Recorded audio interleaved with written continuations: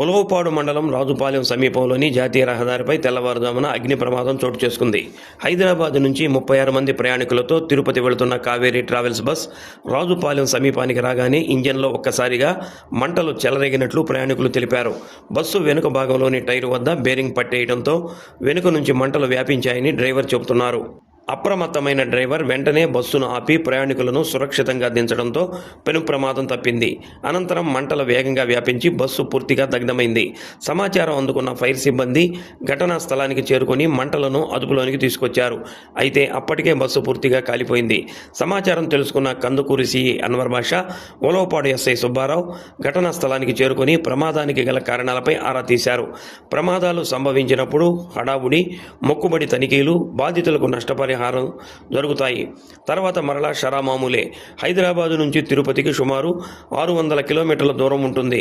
ఇంత దూరం ప్రయాణించే వాహనాలను ఉదయాన్నే టైర్ల దగ్గర నుంచి అన్నీ సరిగా ఉన్నాయా లేదా అని ప్రతిరోజు పరిశీలించాల్సిన అవసరం ఉంది.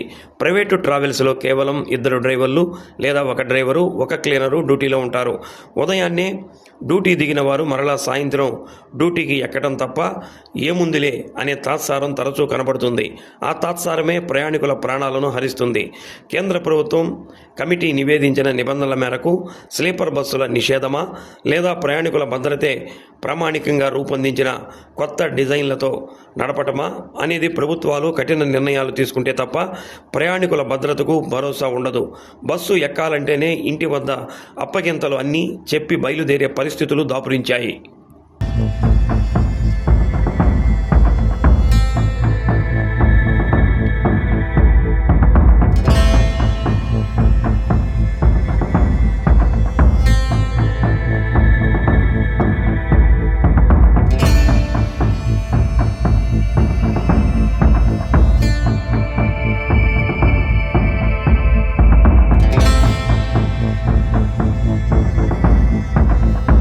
రాజుపాలెం చాగోలు అడ్డరోడ్డు ఉలవపాడు మండలంలో ఈరోజు ఒక ఘటన జరిగిందండి. ఈ కావేరీ ట్రావెల్స్ దగ్ధమైంది.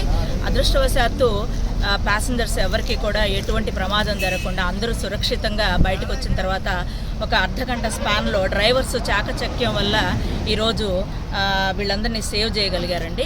ఈ back side rare side tyre burst అవడం వల్ల ఈ బ్లాస్ట్ జరిగింది. మిగతా కారణాలన్నీ కూడా ఇన్వెస్టిగేషన్ చేయడానికి ట్రై చేస్తాము. వెహికల్కి సంబంధించిన అన్ని డాక్యుమెంట్స్ కూడా వ్యాలిడిటీలో ఉన్నాయి. 2 డ్రైవర్స్ కూడా యాక్టివ్గా ఉన్నారు. వాళ్ళిద్దరు డ్రైవింగ్ లైసెన్స్ కూడా పర్ఫెక్ట్గానే ఉన్నాయి. నేను అన్నీ చెక్ చేశాను. సో భగవంతుడి దయ వల్ల ఎవరికి ఏ ప్రాణహాని జరగలేదు కాబట్టి అదృష్టవంతులు. ఇలాంటివి మరీ జరగకుండా ఉండాలని భగవంతుని